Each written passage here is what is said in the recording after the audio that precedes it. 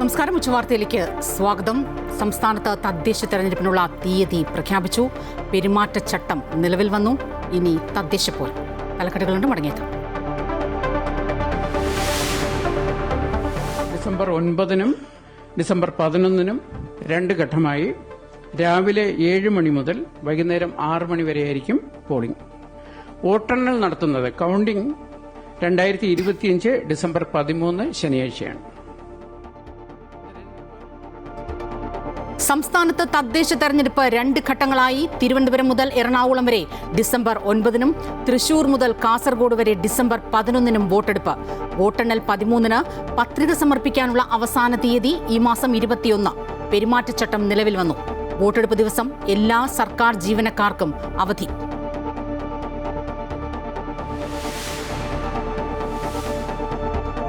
തദ്ദേശ പോരിന് മുന്നണികൾ സജ്ജം. സെമി ഫൈനലിൽ വിജയം ഉറപ്പെന്ന് കോൺഗ്രസ്. സ്ഥാനാർത്ഥി പ്രഖ്യാപനം ഉടനെന്ന് LDF. പിണറായി സത്തിനെതിരായ പോരാട്ടം തുടരുമെന്നും UDF-നൊപ്പം നിൽക്കുമെന്നും PV അൻവർ. അഴിമതിരഹിത ഭരണമാണ് ലക്ഷ്യമെന്ന് BJP.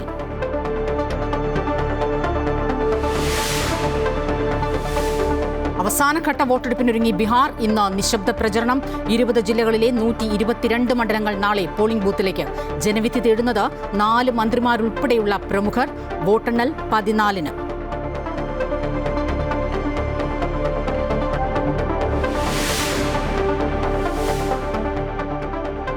ഡൽഹി ഹരിയാന അതിർത്തിയിൽ വൻ ഭീകരാക്രമണ പദ്ധതി തകർത്ത പോലീസ്. ജെയ്ഷെ മുഹമ്മദ് അനുയായികളായ 2 ഡോക്ടർമാർ പിടിയിൽ. 360 കിലോ അമോണിയം നൈട്രേറ്റും തോക്കുകളും പിടിച്ചെടുത്തു. രാജ്യ തലസ്ഥാനത്ത് അതീവ ജാഗ്രത. വിവരങ്ങൾ തേടി ദേശീയ അന്വേഷണ ഏജൻസി.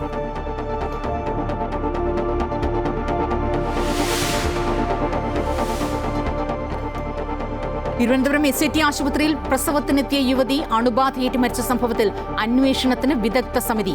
ശിവപ്രിയയുടെ പോസ്റ്റ്മോർട്ടം നടപടികൾ തുടങ്ങി. ചികിത്സ കിട്ടാതെ കൊല്ലം സ്വദേശി വേണു മരിച്ച സംഭവത്തിൽ ഡോക്ടർമാർക്ക് ക്ലീൻ ചിറ്റ്. കേസ് ഷീറ്റിലോ ചികിത്സാ പ്രോട്ടോകോൾ പാലിക്കുന്നതിലോ പോരായ്മയുണ്ടായിട്ടില്ലെന്ന് പ്രാഥമിക കണ്ടെത്തൽ. അന്തിമ റിപ്പോർട്ട് ഇന്ന് ആരോഗ്യമന്ത്രിക്ക് സമർപ്പിക്കും.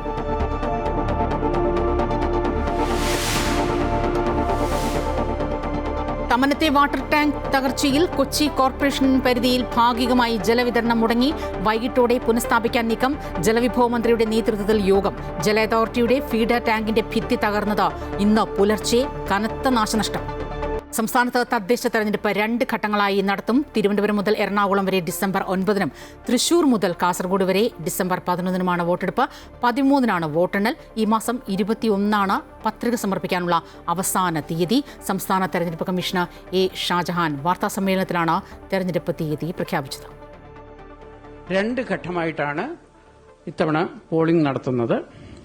തിരുവനന്തപുരം, കൊല്ലം, പത്തനംതിട്ട, ആലപ്പുഴ, കോട്ടയം, ഇടുക്കി, എറണാകുളം ജില്ലകളിൽ 2025 ഡിസംബർ 9 ചൊവ്വാഴ്ചയായിരിക്കും പോളിംഗ്.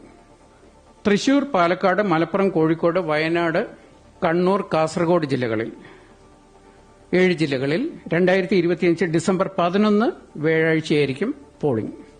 ഡിസംബർ 9-നും ഡിസംബർ 11-നും 2 ഘട്ടമായി രാവിലെ 7 മണി മുതൽ വൈകുന്നേരം 6 മണി വരെയായിരിക്കും പോളിംഗ്. വോട്ടെണ്ണൽ നടത്തുന്നത് കൌണ്ടിംഗ് 2025 ഡിസംബർ 13 ശനിയാഴ്ചയാണ്. തെരഞ്ഞെടുപ്പ് നടപടികൾ പൂർത്തിയാക്കാനുള്ള അവസാന തീയതി 2025 ഡിസംബർ 18-ആണ്. തെരഞ്ഞെടുപ്പ് കമ്മീഷന്റെ വിജ്ഞാപനവും വരണാധികാരി പുറപ്പെടുവിക്കുന്ന തെരഞ്ഞെടുപ്പ് നോട്ടീസ് പരസ്യപ്പെടുത്തലും 2025 നവംബർ 14 വെള്ളി. നാമനിർദ്ദേശ പത്രിക സമർപ്പിക്കുന്നതിനുള്ള അവസാന തീയതി 2025 നവംബർ 21 വെള്ളി. നാമനിർദ്ദേശ പത്രികകളുടെ സൂക്ഷ്മ പരിശോധന സ്ക്രൂട്ടിനി 2025 നവംബർ 22 ശനി. അൺഫിലിറ്റ് ഡിസൂസ ചേരുകയാണ് വിവരങ്ങളുമായി. അൺഫിലിറ്റ്, സംസ്ഥാനത്തെ രാഷ്ട്രീയ പോരാട്ടങ്ങൾക്ക് ശക്തി പകർന്നുകൊണ്ട്, ചൂട് പകർന്നുകൊണ്ട് തദ്ദേശ തെരഞ്ഞെടുപ്പ് തീയതി പ്രഖ്യാപിച്ചിരിക്കുന്നു. 1 മാസത്തിനകം തെരഞ്ഞെടുപ്പ് നടപടിക്രമങ്ങളെല്ലാം പൂർത്തിയാക്കത്തക്ക രീതിയിൽ ഇപ്പോൾ പ്രഖ്യാപനം വന്നിരിക്കുന്നു. വിശദാംശങ്ങൾ. തീർച്ചയായും സ്വപ്ന, ഇക്കുറി കഴിഞ്ഞ തവണ എങ്ങനെയാണോ തദ്ദേശ തെരഞ്ഞെടുപ്പ് അതുപോലെ 2 ഘട്ടങ്ങളിലായാണ് സംസ്ഥാനത്ത് തെരഞ്ഞെടുപ്പ് നടത്താൻ പോകുന്നത്. ഒന്നാം ഘട്ടം തിരുവനന്തപുരം മുതൽ തൃശൂർ വരെ ആദ്യഘട്ടത്തിൽ, തിരുവനന്തപുരം എറണാകുളം വരെ ആദ്യഘട്ടത്തിൽ 9-ാം തീയതി, രണ്ടാം ഘട്ടം തൃശൂർ മുതൽ കാസർഗോഡ് വരെ രണ്ടാം ഘട്ടത്തിൽ ഡിസംബർ 11-നാണ് തെരഞ്ഞെടുപ്പ്. ഒപ്പം തന്നെ ഈ വോട്ടെണ്ണൽ നടക്കുന്നത് ഡിസംബർ 13-ാം തീയതി വോട്ടെണ്ണൽ നടക്കുന്നു. അതിന്റെ ഒരുക്കങ്ങളൊക്കെ തന്നെയും പൂർത്തിയായി കഴിഞ്ഞിരിക്കുകയാണ്. വിജ്ഞാപനം വരുന്നു. തെരഞ്ഞെടുപ്പ് പെരുമാറ്റച്ചട്ടം നിലവിൽ വന്നു കഴിഞ്ഞിരിക്കുന്നു. 21-ാം തീയതി, ഈ മാസം 21 നാമനിർദ്ദേശ പത്രിക സമർപ്പിക്കേണ്ട അവസാന തീയതി എന്ന് പറയുന്നത്. എല്ലാ ഒരുക്കങ്ങളും സജ്ജമായിരിക്കുന്നു. മുന്നണികൾ ഇന്നു മുതൽ ഈ നിമിഷം മുതൽ മുന്നണികളൊക്കെ തന്നെ കളത്തിലിറങ്ങുകയാണ്. വലിയ രീതിയിലുള്ള ഒരു പോരാട്ടം തന്നെയാകും ഇക്കുറി ഉണ്ടാകുന്ന കാര്യത്തിൽ യാതൊരു സംശയമില്ല. കാരണം കഴിഞ്ഞ തവണ നമ്മൾ കണ്ടത് കോവിഡിന്റെയൊക്കെ ഒരു അസ്വസ്ഥതകൾക്കും കോവിഡിന്റെയൊക്കെ ഒരുപാട് പരിമിതികൾക്കിടയിൽ നിന്നാണ് പ്രചാരണമെങ്കിൽ ഇത്തവണ പ്രചാരണത്തിന് ഏറെക്കുറെ ശരാശരി 1 മാസം കിട്ടുന്നുണ്ട്. ആദ്യഘട്ടത്തിൽ 29 ദിവസവും രണ്ടാം ഘട്ടത്തിൽ 31 ദിവസവും പ്രചാരണത്തിനായ സ്ഥാനാർത്ഥികൾക്ക് മുന്നണികൾക്ക് ലഭിക്കുന്നുണ്ട്. അതുകൊണ്ട് തന്നെ ഈ 1 മാസം എന്ന് വലിയ രീതിയിലുള്ള ആവേശം നിറഞ്ഞൊരു പോരാട്ടം തന്നെയാകും സംസ്ഥാനം സാക്ഷ്യം വയ്ക്കുക. ഇതിനകത്ത് LDF തദ്ദേശ തെരഞ്ഞെടുപ്പാണ്. തദ്ദേശ തെരഞ്ഞെടുപ്പ് ഏറെക്കുറെ സംസ്ഥാനത്തിന്റെ ചരിത്രം പരിശോധിച്ചാൽ എല്ലാ തവണയും ഏറെക്കുറെ LDF-നാണ് മേൽക്കൈയുള്ളത്. നിലവിൽ LDF തന്നെയാണ് ഈ 2020 തദ്ദേശ തെരഞ്ഞെടുപ്പിന്റെ ചരിത്രമൊക്കെ പരിശോധിക്കുമ്പോൾ എല്ലാ കോർപ്പറേഷനുകളിലും ജില്ലാ പഞ്ചായത്തുകളിലും നഗരസഭകളിലും ഒക്കെ തന്നെയും മേൽക്കൈയുള്ളത് LDF-ന് തന്നെയാണ്. ഏറെക്കുറെ മുനിസിപ്പാലിറ്റികളിൽ മാത്രമാണ് LDF UDF ഏറെക്കുറെ ഒപ്പത്തിനൊപ്പം എന്ന് പറയേണ്ടത്. മറ്റെല്ലായിടത്തും LDF-ന് മേൽക്കൈയുണ്ട്. അതുകൊണ്ട് തന്നെ ഇത്തവണ തുടർഭരണം കിട്ടിയൊരു മുന്നണി തന്നെയാണ്. അതുകൊണ്ട് ആ ഒരു പ്രതീക്ഷയിൽ തന്നെയാണ്. തീർച്ചയായും അങ്ങനെ തന്നെയാണ്. ശക്തമായ ത്രികോണ മത്സരം ഈ തദ്ദേശ തെരഞ്ഞെടുപ്പിൽ. അതിന് രാഷ്ട്രീയ കേരളം സാക്ഷ്യം വഹിക്കുമെന്ന് തന്നെയാണ് നമ്മൾ മനസ്സിലാക്കേണ്ടത്. കൊച്ചിയിൽ മധ്യകേരളത്തിന്റെ വിവരങ്ങളുമായി ശ്രീജിത്ത് ചേരുകയാണ്. ശ്രീജിത്ത്, ഈ 9-ാം തീയതി 11-ാം തീയതി 2 ദിവസങ്ങളിലായി 2 ഘട്ടങ്ങളിലായുള്ള തെരഞ്ഞെടുപ്പിൽ ഈ പറഞ്ഞതുപോലെ മധ്യകേരളത്തിൽ കോട്ടയം, ആലപ്പുഴ, എറണാകുളം, പിന്നെ തൃശൂർ 2-ാം ഘട്ടത്തിലാണ് വരുന്നത്. അപ്പോൾ അങ്ങനെ രണ്ട് ദിവസങ്ങളിലായിട്ടാണ് ഈ തെരഞ്ഞെടുപ്പ് നടക്കുന്നത്. ശ്രീജിത്ത് നേരത്തെ സൂചിപ്പിച്ചതുപോലെ പകുതി പേർ കളത്തിനകത്ത് കയറി കഴിഞ്ഞു. ഇനി ബാക്കിയുള്ളവരെയും കളത്തിനകത്ത് കയറി ഇതൊന്ന് വട്ടം ചുറ്റിച്ച് ഇതൊന്ന് പരുവപ്പെടുത്തിയെടുത്ത സ്ഥാനാർത്ഥികളെ പ്രചരണത്തിനിറങ്ങാൻ ഇനിയും കുറച്ചുകൂടി കടമ്പകളുണ്ട് എല്ലാ മുന്നണികൾക്കും. സ്വപ്ന, UDF-ന്റെ തലയെടുപ്പുള്ള നേതാക്കൾ LDF-ന്റെയും അവർ നേരിട്ട് നിന്ന് പ്രത്യേകിച്ച് ഭരണം കൈവിട്ടുപോയ ഇതിൻ്റെ ആ ക്ഷീണം മുഴുവൻ തീർക്കാൻ വേണ്ടി LDF-ന്റെ അപ്രമാദിത്വം ഒന്നും തദ്ദേശ തെരഞ്ഞെടുപ്പിൽ അത് ഫലിക്കുകയില്ല. നിയമസഭാ തെരഞ്ഞെടുപ്പിലേക്കുള്ള ഒരു ആത്മവിശ്വാസത്തിൻ്റെ പ്രതികരണം തന്നെ ഈ ഒരു തെരഞ്ഞെടുപ്പിൽ അവർക്ക് UDF-ന് വേണ്ടതുണ്ട്. BJP-യെ സംബന്ധിച്ചിടത്തോളം വേരുകൾ മുഴുവൻ അടിത്തട്ടിലാണ്. ലോക്സഭാ തെരഞ്ഞെടുപ്പിൽ തങ്ങൾ കാണിച്ച പല പെർഫോമൻസുകളും, തങ്ങൾക്ക് പല വാർഡുകളും മുനിസിപ്പാലിറ്റികളും പഞ്ചായത്തുകളും ഭരിക്കാൻ പറ്റുന്ന കപ്പാസിറ്റികൾ അല്ലെങ്കിൽ അതിനുള്ള പ്രബലരായ മുന്നണി തന്നെയാണ് തങ്ങളെന്ന് അതായത് കാണിച്ചു കൊടുത്ത കാര്യമാണ്. അത് ഫലത്തിൽ പ്രാവർത്തികമാക്കുക എന്നുള്ള ലക്ഷ്യമാണ് ഇത്തവണ ഉള്ളത്. പ്രത്യേകിച്ച് ഏറ്റവും വലിയ രാഷ്ട്രീയപരമായ മത്സരം നടക്കുന്നത് തൃശ്ശൂരാണ്. അവിടെ സുരേഷ് ഗോപിയുമായി ബന്ധപ്പെട്ട രാഷ്ട്രീയ ചലനങ്ങളുടെ ബാക്കി പത്രം, കരുവന്നൂർ കേസ് ഉൾപ്പെടെയുള്ള കാര്യങ്ങൾ, ഒപ്പം തന്നെ CPI-യും CPF-ഉം തമ്മിലുള്ള ഇതുവരെ ഉണ്ടായിട്ടുള്ള പടലപ്പടങ്ങളൊക്കെ പരിഹരിച്ചു എന്ന് പറയുമ്പോൾ അത് ഏത് രീതിയിൽ അവിടെ പ്രതിഫലിക്കും. പ്രത്യേകിച്ച് സുൽകുമാർ ഉൾപ്പെടെയുള്ള തോൽവികൾ ഉൾപ്പെടെയുള്ള കാര്യങ്ങളുണ്ട്. എന്തായാലും വലിയ പരിക്കുകളില്ലാതെ സ്ഥാനാർത്ഥി നിർണയം പൂർത്തിയാക്കാനുള്ള ശ്രമത്തിലാണ് ഈ ഘട്ടത്തിൽ മുന്നണികളെല്ലാവരും. എന്തായാലും കൊച്ചി ഒപ്പം തന്നെ തൃശ്ശൂർ മേയർ സ്ഥാനങ്ങൾ വനിതകൾക്കായി സംവരണം ചെയ്തതുകൊണ്ട് തന്നെ വലിയ രീതിയിലുള്ള വിമത രീതിയിലുള്ള നേതാക്കളുടെ പ്രതികരണങ്ങളുണ്ടായി. ആ രീതിയിലേക്കുള്ള ബുദ്ധിമുട്ടുകൾ ഒഴിവാക്കാൻ കുറഞ്ഞ പേരുകളിലേക്ക് നമുക്ക് സ്ഥാനാർത്ഥി അല്ലെങ്കിൽ മേയർ സ്ഥാനാർത്ഥികളെ കണ്ടെത്താൻ കഴിയുന്നു എന്നുള്ളതാണ് പ്രധാനപ്പെട്ട ഒരു കാര്യം. എന്തായാലും UDF-ന് 2 പേര് ഇപ്പോൾ കൊച്ചിയിൽ തന്നെ മുന്നിട്ട് നിൽക്കുന്നത്. ദീപ്തി ഒപ്പം തന്നെ മിനിമോളുടെയും പേരുകളുണ്ട്. ദീപ വർമ്മ പോലുള്ള പേരുകൾ LDF-ൽ ചർച്ച ചെയ്യുന്നുണ്ടെങ്കിലും ചിലപ്പോൾ സ്വതന്ത്ര സ്ഥാനാർത്ഥിയെ കൂടി പരിഗണിക്കാനുള്ള സാധ്യതയുണ്ട്. തൃശ്ശൂരിലെ മേയർ കളം മാറി നടക്കുകയാണ്. കഴിഞ്ഞ തവണ അദ്ദേഹം UDF വിമതനായിരുന്നെങ്കിൽ ഇത്തവണ LDF പാളയത്തിൽ നിന്ന് മേയറായി കഴിഞ്ഞപ്പോൾ ഇനി LDF-ന്റെ കൂടെയും ഇല്ലാന്ന് അദ്ദേഹം പ്രഖ്യാപിച്ച സ്ഥിതിക്ക് ഇനിയിപ്പോൾ LDF-ന്റെ അവിടെയും വനിതാ സ്ഥാനാർത്ഥിയാണ്. അവിടെ ആരെയാണ് വേണ്ടതെന്നുള്ള കാര്യത്തിൽ 3-4 പേരുകൾ രംഗത്തെത്തിയിട്ടുണ്ട്. ആലപ്പുഴയിൽ സുധാകരൻ തൊടുത്തുവിട്ട പല അസ്ത്രങ്ങളും അന്തരീക്ഷത്തിലുണ്ട്. ഇവയൊക്കെ ഏതൊക്കെ പഞ്ചായത്ത് തെരഞ്ഞെടുപ്പിൽ എങ്ങനെ തന്നെ പ്രതിഫലിക്കും എന്നുള്ള കാര്യങ്ങളൊക്കെ വളരെ ശ്രദ്ധിക്കേണ്ട കാര്യമാണ്. പ്രത്യേകിച്ച് ചെങ്ങന്നൂർ പോലെയുള്ള മേഖലകൾ, കായംകുളം പോലെയുള്ള സ്ഥലങ്ങളിലൊക്കെ BJP ശക്തി പ്രാപിച്ചു വരുന്ന സ്ഥലങ്ങളുണ്ട്. ഇങ്ങനെയൊക്കെ നോക്കുമ്പോൾ കോട്ടയത്തെ കേരള കോൺഗ്രസിന്റെ കാര്യം ഒട്ടും അവഗണിക്കാൻ പറ്റില്ല. കാരണം UDF-ന്റെ കയ്യിലെ കോട്ടകളെല്ലാം പിടിച്ചടക്കിയത് ഈ കേരള കോൺഗ്രസ് M-ന്റെ ശക്തി കൂടിക്കൊണ്ടാണ്. LDF അവിടെ ഇപ്പോൾ 51 സ്ഥലങ്ങളിൽ ഭരണം നടത്തിക്കൊണ്ടിരിക്കുന്ന 71 എണ്ണത്തിൽ 51 എന്നുള്ളത് ചില്ലറ കാര്യമില്ല. ഇടുക്കിയിലും LDF-ന് മേൽക്കൈ തന്നെയാണുള്ളത്. ഇങ്ങനെ നോക്കുമ്പോൾ UDF വീണ്ടും ഭരണത്തിലേക്ക് വരാൻ വേണ്ടി വളരെ കഠിനമായി പരിശ്രമിക്കേണ്ട പരിശ്രമങ്ങൾ തുടരുകയാണ്. ശ്രീജിത്ത്, അടിക്കാനും തിരിച്ചടിക്കാനും ഒക്കെ ഒരുപാട് ആയുധങ്ങൾ കൈവശം വെച്ച് തന്നെയാണ് മുന്നണികളെല്ലാം കളത്തിൽ ഇറങ്ങിയിട്ടുള്ളത്. അതിനുള്ളിൽ അതാത് മുന്നണികൾക്കുള്ളിലെ അസ്വാരസ്യങ്ങളടക്കം പരിഹരിക്കേണ്ടതുണ്ട്. ഇതെല്ലാം കൂടി കഴിഞ്ഞതിന് ശേഷമാണ് പ്രചരണം പരിശോധിക്കണമെന്ന തലത്തിലേക്ക് ഈ പറഞ്ഞതുപോലെ തദ്ദേശ തെരഞ്ഞെടുപ്പ് കടക്കുക. ശ്രീജിത്താണ് വിവരങ്ങളുമായി ചേർന്നത്. എന്തായാലും വികസിത തദ്ദേശ സ്വയംഭരണ സ്ഥാപനങ്ങൾ കൊണ്ടുവരാനാണ് BJPയുടെ ശ്രമമെന്നും അഴിമതിരഹിത ഭരണമാണ് ലക്ഷ്യമെന്നും BJP സംസ്ഥാന അധ്യക്ഷൻ രാജീവ് ചന്ദ്രശേഖർ ഇപ്പോൾ പ്രതികരിച്ചിട്ടുണ്ട്. തെരഞ്ഞെടുപ്പ് കേരളത്തിലെ രാഷ്ട്രീയ സംസ്കാരത്തിന് ഒരു മാറ്റം കൊണ്ടുവരാൻ ജനങ്ങൾക്ക് ലഭിച്ച അവസരമാണിത്. BJPയുടെ സ്ഥാനാർത്ഥികൾ സാധാരണക്കാരും ജനസേവകരുമാണ്. ജനങ്ങൾക്ക് വേണ്ടി പ്രവർത്തിക്കുന്നവരാണ് BJP സ്ഥാനാർത്ഥികളെന്നും അദ്ദേഹം അല്പം മുൻപ് പ്രതികരിച്ചു. കേരളത്തിൻ്റെ രാഷ്ട്രീയ സംസ്കാരത്തിൽ ഒരു മാറ്റം കൊണ്ടുവരാൻ ജനങ്ങൾക്ക് കിട്ടിയ ഒരു അവസരമാണ്. വികസനം, വികസിത കേരളം, വികസിത കോർപ്പറേഷൻ, വികസിത മുനിസിപ്പാലിറ്റി, വികസിത പഞ്ചായത്ത് ഇത് സൃഷ്ടിക്കാൻ ഒരു അവസരമാണ്. എത്രയോ കൊല്ലം മാറി മാറി ഭരിച്ച LDFും UDFും എന്ത് ചെയ്തിട്ടുണ്ടെന്ന് ജനങ്ങൾക്ക് കൃത്യമായി മനസ്സിലായിട്ടുണ്ട്. അവർ മാറ്റം ആഗ്രഹിക്കുന്നു. BJP NDA ഇന്നലെ തിരുവനന്തപുരം അനന്തപുരിൻ്റെ ഒരു ലിസ്റ്റ് പ്രഖ്യാപിച്ചു കാൻഡിഡേറ്റ്. ഇന്നു മുതൽ അടുത്ത ഒരു 2-3 ദിവസം കാൻഡിഡേറ്റ് ലിസ്റ്റെല്ലാം ഞങ്ങൾ പ്രഖ്യാപിക്കും. തദ്ദേശ തെരഞ്ഞെടുപ്പിൽ LDFുമായി സഹകരിക്കില്ലെന്നും LDFിനെതിരെ ആരുമായും സഹകരിക്കുമെന്നും PV അൻവർ. വിട്ടുവീഴ്ചകൾ ചെയ്ത UDFുമായി സഹകരിക്കും. CPM ശക്തമായ സ്ഥലത്താണ് കൂടുതൽ സ്ഥാനാർത്ഥികളെ നിർത്തിയിരിക്കുന്നത് എന്നും തൃണമൂൽ UDF സ്ഥാനാർത്ഥി ചർച്ചകൾ നടക്കുന്നുണ്ടെന്നും PV അൻവർ മലപ്പുറത്ത് പറഞ്ഞു. ഞങ്ങൾ പറയുന്ന രാഷ്ട്രീയത്തോട് ഞങ്ങളോട് സഹായിക്കുന്ന ആളുകൾക്കുമുണ്ട്. അപ്പോൾ ഞങ്ങൾ പറഞ്ഞു വരുന്ന അല്ലെങ്കിൽ ഞാൻ ഉയർത്തിക്കൊണ്ടുവന്ന വിഷയങ്ങൾ ആവർത്തിച്ച് ഇവിടെ തെളിവായിട്ട് വരികയാണ്. അതിനൊരു വോട്ട്, ഈ പറയുന്ന പിണറായിസത്തിനുള്ള വോട്ട്, ഒരു വോട്ട് പോലും അതിൽ ചോരാതെ UDFിനോടൊപ്പം എത്തിച്ച് ഈ പിണറായിസത്തിൻ്റെ വക്താക്കളെ, ഞാൻ ഇടതുപക്ഷത്തെ ഒരിക്കലും അടച്ചാക്ഷേപിക്കുന്നില്ല, സഖാക്കളെ ഒരു ഘട്ടത്തിൽ ഞാൻ അടച്ചാക്ഷേപിച്ചിട്ടില്ല, ഒരു സംഘമാണിത്. പിണറായിസം കേരളത്തിൽ അധികാരത്തിൽ ഇനി വന്നാൽ അത് വലിയ അപകടമാണ്. CPM മാത്രമല്ല LDF ഒന്നാകെ തെരഞ്ഞെടുപ്പിനൊരുങ്ങിയെന്നും പൂർണ്ണ സജ്ജമെന്നും CPM general secretary MA baby. SIR BJPക്ക് വേണ്ടി തെരഞ്ഞെടുപ്പ് കമ്മീഷൻ ഏറ്റെടുത്ത കരാർ പണിയാണെന്നും രാഹുൽ ഗാന്ധിയുടെ വെളിപ്പെടുത്തലുകൾക്ക് തൃപ്തികരമല്ലാത്ത മറുപടിയാണ് കമ്മീഷൻ നൽകിയതെന്നും അദ്ദേഹം പറഞ്ഞു. അർഹരെ ഒഴിവാക്കാനുള്ള പ്രവർത്തനമാണ് ഗ്യാനേഷ് കുമാറിൻ്റേത് എന്നും MA ബേബി പ്രതികരിച്ചു. CPIM മാത്രമല്ല ഇടതുപക്ഷ ജനാധിപത്യ മുന്നണിയും പൂർണ്ണമായിട്ടൊരുങ്ങിയിട്ടുണ്ട്. അങ്ങനെ പൂർണ്ണ സജ്ജമായി LDFും CPMും നിൽക്കുന്നു.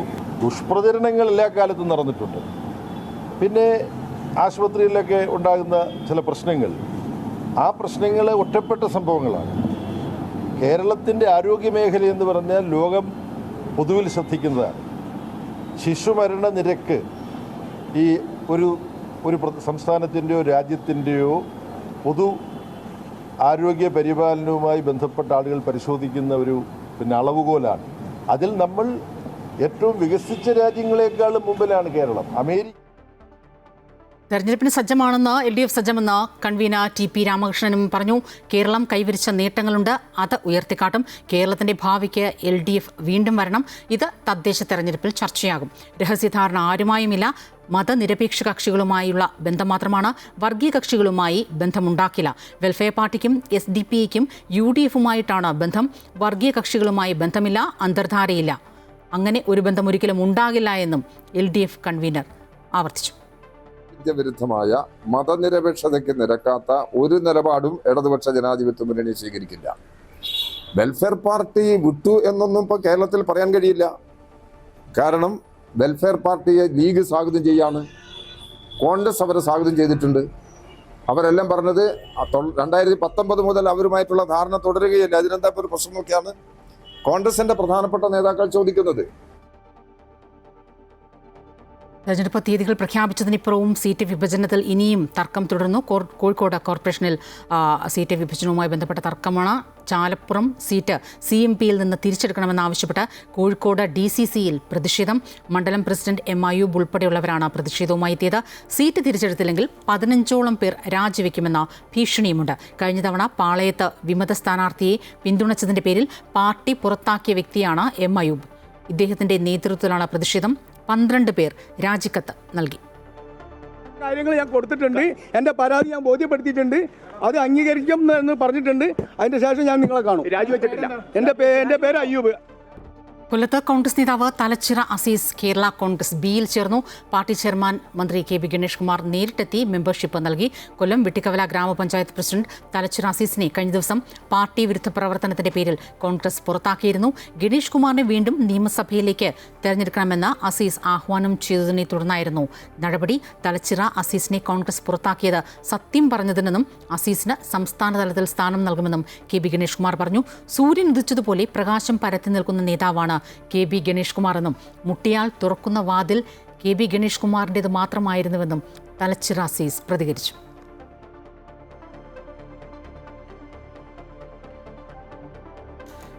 രമേശ് ചെന്നിത്തല കോഴിക്കോട് മാധ്യമങ്ങളെ കാണുന്നു. തത്സമയം വാർഡുകളിൽ നിന്ന് വരുന്ന സ്ഥാനാർത്ഥികൾ വാർഡുകളിലെ പ്രവർത്തകരും ജനങ്ങളും ഇഷ്ടപ്പെടുന്ന സ്ഥാനാർത്ഥികളെയാണ് അതിൻ്റെ അവിടെ നിന്ന് തെരഞ്ഞെടുത്ത് ജില്ലാ കോൺഗ്രസ് കമ്മിറ്റിക്ക് നൽകിയിട്ടുള്ളത്.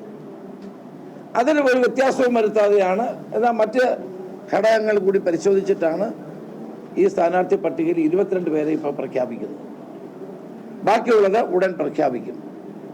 അപ്പം ജനങ്ങളിൽ ഒരു മാറ്റം വേണമെന്നുള്ള ആഗ്രഹം വളരെ സജീവമാണ്.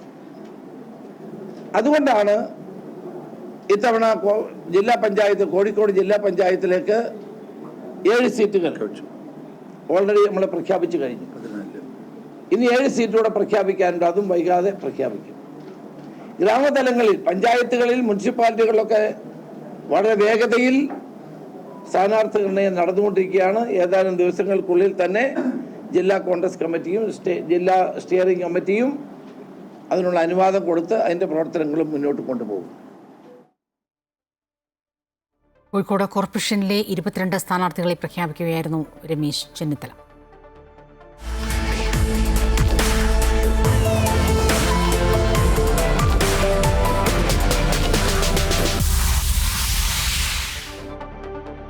ബീഹാർ നിയമസഭാ തെരഞ്ഞെടുപ്പിന്റെ പ്രചരണം അവസാന ഘട്ടത്തിലേക്ക്.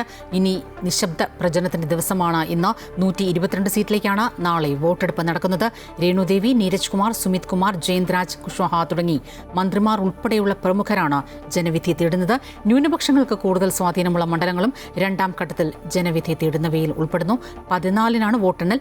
ഒന്നാം ഘട്ടത്തിലെ പോലെ തന്നെ രണ്ടാം ഘട്ടത്തിലും റെക്കോർഡ് പോളിംഗ് ഉണ്ടാകുമോ എന്നാണ് ഏവരും ഉറ്റുനോക്കുന്നത്. എറണാകുളം തമ്മനത്ത് വാട്ടർ അതോറിറ്റിയുടെ ഭീമൻ കുടിവെള്ള ടാങ്ക് തകർന്നു. 40 വർഷത്തോളം പഴക്കമുള്ള ടാങ്കാണ് പുലർച്ചെ 2 മണിയോടെ തകർന്നത്. 20ഓളം വീടുകൾക്കും കുടുംബാരോഗ്യ കേന്ദ്രത്തിനും കേടുപാടുകൾ സംഭവിച്ചു. പ്രദേശത്തെ റോഡ് ഭാഗികമായി തകർന്നു. നഗരത്തിലെ 30% കുടിവെള്ളം തടസ്സപ്പെടും.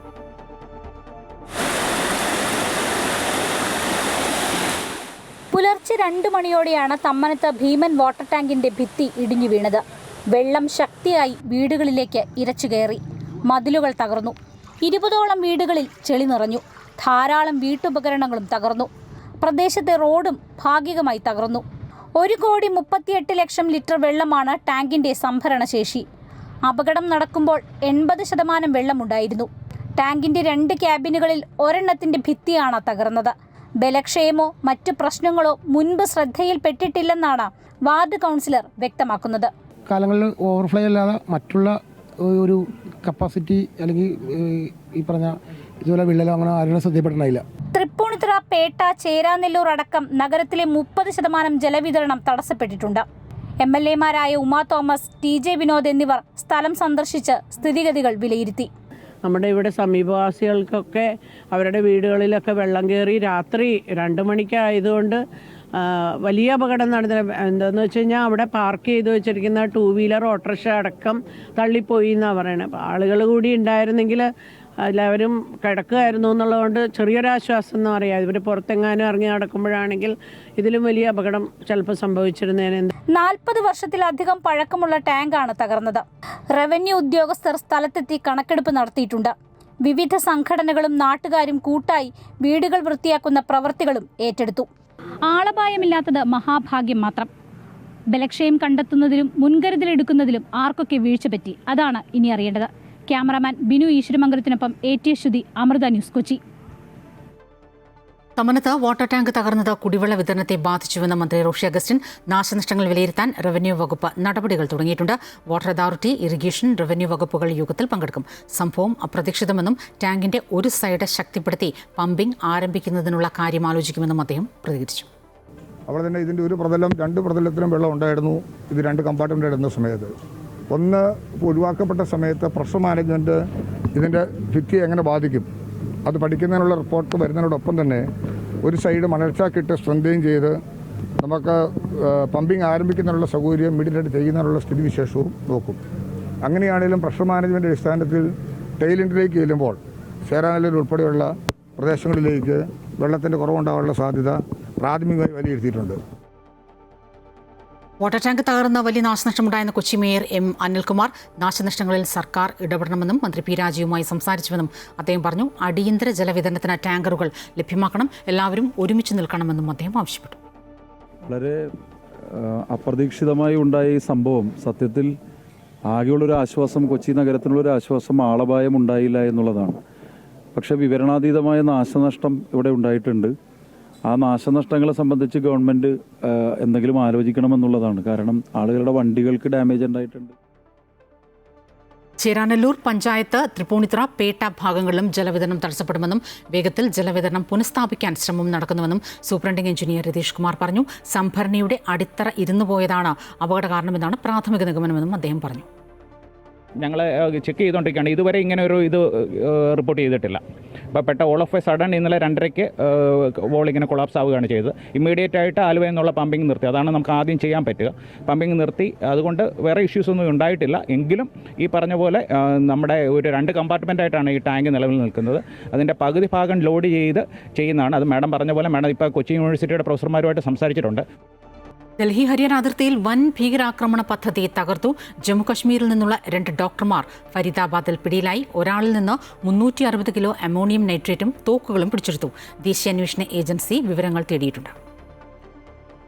ജമ്മുകാശ്മീർ പോലീസും ഹരിയാന പോലീസും സംയുക്തമായി നടത്തിയ നീക്കത്തിനൊടുവിലാണ് ജെയ്ഷ് ഇ മുഹമ്മദ് അനുയായികളായ 2 ഡോക്ടർമാരെ പിടികൂടിയത്. ഒരാളെ അംബാല റോഡിലെ സാഗരൻപൂരിൽ നിന്നും മറ്റൊരാളെ ഫരീദാബാദിൽ നിന്നുമാണ് പിടികൂടിയത്. ഫരീദാബാദിൽ നിന്നും പിടിയിലായ ഡോക്ടർ മുസമിൽ നിന്ന് 360 കിലോ അമോണിയം നൈട്രേറ്റ്, 2 തോക്കുകൾ, മറ്റായുധങ്ങൾ എന്നിവ പിടിച്ചെടുത്തു. രഹസ്യവിവരത്തിന്റെ അടിസ്ഥാനത്തിൽ നടത്തിയ പരിശോധനയ്ക്കൊടുവിലാണ് ഇയാളെ സംയുക്ത സേന പിടികൂടിയത്. ലോക്കറിൽ സൂക്ഷിച്ച നിലയിലായിരുന്നു ആയുധവും സ്ഫോടക വസ്തുക്കളും. മറ്റൊരു ഡോക്ടർ ആദിൽ അഹമ്മദിനെ സാഗരൻപൂരിൽ നിന്നാണ് പിടികൂടിയത്. 1 Carencop assault rifle with 3 magazines and 83 live rounds, 1 pistol with 8 live rounds, 2 empty cartridges, 2 additional magazines. इसके अलावा 8 बड़े सूटकेसेस हैं, 4 छोटे सूटकेसेस हैं, प्लस 1 बकेट, जिनसे अप्रोक्सीमेटली 360 kg जो है इनफ्लेमेबल मटेरियल बरामद हुआ है, जो कि सस्पेक्टेड अमोनियम नाइट्रेट है. അനന്തനാഗിലെ സർക്കാർ മെഡിക്കൽ കോളേജിൽ നിന്ന് AK-47 തോക്കുകളും സ്ഫോടക വസ്തുക്കളും കണ്ടെത്തിയിരുന്നു. ഇതിന്റെ തുടർച്ചയായി നടത്തിയ അന്വേഷണത്തിലാണ് ഇവർ പിടിയിലായത്. എന്തായിരുന്നു ഭീകരരുടെ ലക്ഷ്യമെന്നറിയാൻ ചോദ്യം ചെയ്യൽ തുടരുകയാണ്. നിലവിൽ ഇവർക്കെതിരെ UAPA ഉൾപ്പെടെയുള്ള വകുപ്പുകൾ ചുമത്തിയിട്ടുണ്ട്. കാശ്മീർ താഴ്വരയിൽ ജെയ്ഷെ മുഹമ്മദ് അനുകൂല പോസ്റ്ററുകൾ ഇട്ടതിന്റെ പേരിൽ ആദിലിനെതിരെ നേരത്തെ കേസെടുത്തിരുന്നു. ദേശീയ അന്വേഷണ ഏജൻസി വിവരങ്ങൾ ശേഖരിച്ചു തുടങ്ങിയിട്ടുണ്ട്. രാജ്യ തലസ്ഥാനമായിരുന്നോ അതോ മറ്റേതെങ്കിലും പ്രദേശമായിരുന്നോ ഇവരുടെ ലക്ഷ്യമെന്നുള്ളതാണ് പ്രധാനമായും പരിശോധിക്കുന്നത്. അമൃത ന്യൂസ്, ന്യൂഡൽഹി. കൊല്ലം കൊട്ടിയത്ത് രോഗിയുമായി പോയ ആംബുലൻസ് തടഞ്ഞ് ആക്രമണം നടത്തിയ കേസിൽ 2 പ്രതികൾ അറസ്റ്റിൽ. ആദിച്ചനല്ലൂർ സ്വദേശി ഷെഫീഖ്, തൃക്കോവിൽ വട്ടം സ്വദേശി ഫൈസൽ എന്നിവരാണ് പിടിയിലായത്. ആംബുലൻസ് ഡ്രൈവറെ ആക്രമിച്ച് കവർച്ച നടത്തിയെന്നാണ് കേസ്. 1-ാം പ്രതി അൻവർ ഒളിവിലാണ്. തിരുവനന്തപുരം മെഡിക്കൽ കോളേജ് ആശുപത്രിയിലെ ICUവിൽ നിന്നും പ്രതി ചാടിപ്പോയി. കൊല്ലം ഈസ്റ്റ് പോലീസ് പിടികൂടിയ രാജീവാണ് ഇന്ന് പുലർച്ചെ ICUവിൽ നിന്നും രക്ഷപ്പെട്ടത്. തട്ടിപ്പ് കേസിലെ പ്രതിയാണ് ഇയാൾ. പ്രതിയെ പിടികൂടുന്ന സമയത്ത് നെഞ്ചുവേദനയുണ്ടെന്ന് അറിയിച്ചതിനെ തുടർന്ന് ഇന്നലെ വൈകിട്ടാണ് ഇയാളെ ആശുപത്രിയിൽ പ്രവേശിപ്പിച്ചത്. എന്നാൽ ഇന്ന് പുലർച്ചെ ജനൽ വഴി ഇയാൾ ചാടി രക്ഷപ്പെടുകയായിരുന്നു. പ്രതിക്കായി തിരച്ചിൽ ഊർജിതമാക്കിയിട്ടുണ്ടെന്ന് പോലീസ് അറിയിച്ചു.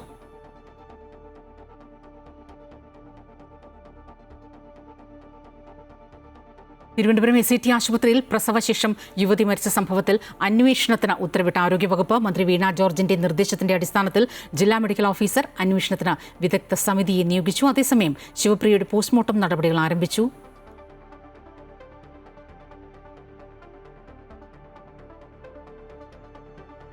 തിരുവനന്തപുരം മെഡിക്കൽ കോളേജിൽ മതിയായ ചികിത്സ ലഭിക്കാതെ കൊല്ലം സ്വദേശി വേണു മരിച്ച സംഭവത്തിൽ അന്വേഷണ റിപ്പോർട്ട് ഇന്ന് സമർപ്പിച്ചേക്കും. മെഡിക്കൽ വിദ്യാഭ്യാസ ഡയറക്ടർക്കാണ് റിപ്പോർട്ട് സമർപ്പിക്കുന്നത്. ചികിത്സയിൽ വീഴ്ചയില്ലെന്ന് പ്രാഥമിക റിപ്പോർട്ടിൽ അന്വേഷണ സംഘം കണ്ടെത്തിയിരുന്നു. അന്വേഷണത്തിന് മുന്നോടിയായുള്ള പ്രാഥമിക റിപ്പോർട്ടാണ് ഇപ്പോൾ സമർപ്പിക്കുന്നത്. ജോയിന്റ് DMEയുടെ നേതൃത്വത്തിലാണ് അന്വേഷണം നടന്നത്. മതിയായ ചികിത്സ നൽകിയെന്നാണ് കാർഡിയോളജി വിഭാഗം ഡോക്ടർമാർ നൽകിയ വിശദീകരണം. മെഡിക്കൽ വിദ്യാഭ്യാസ ഡയറക്ടർ റിപ്പോർട്ട് ആരോഗ്യവകുപ്പിന് സമർപ്പിക്കും. തിരുവനന്തപുരം വട്ടിയൂർക്കാവ് ആറപ്പുര മായാ നിവാസിൽ P. രവീന്ദ്രൻ നായർ അന്തരിച്ചു. 77 വയസ്സായിരുന്നു. Amrita TV senior broadcast engineer Krishnachandran, Padmachandran എന്നിവർ മക്കളാണ്. സംസ്കാരം പിന്നീട്.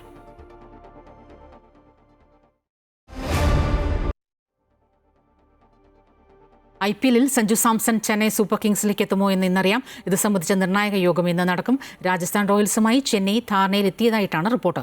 സഞ്ജുവിന് പകരം രവീന്ദ്ര ജഡേജയും സാം കർണയും ചെന്നൈ രാജസ്ഥാന് നൽകിയേക്കും. ഇരു ഫ്രാഞ്ചൈസികളും ട്രേഡിൽ ഉൾപ്പെടുന്ന 3 താരങ്ങളുമായി സംസാരിച്ചു. എന്നാൽ ഔദ്യോഗികമായി ഇരു ഫ്രാഞ്ചൈസികളും വിവരങ്ങൾ പുറത്തുവിട്ടിട്ടില്ല. റിപ്പോർട്ടോടെ വാർത്ത പൂർത്തിയാകുന്നു. കൂടുതൽ വാർത്തകൾ അമൃത ന്യൂസ് യൂട്യൂബ് ചാനൽ തുടരും. നമസ്കാരം.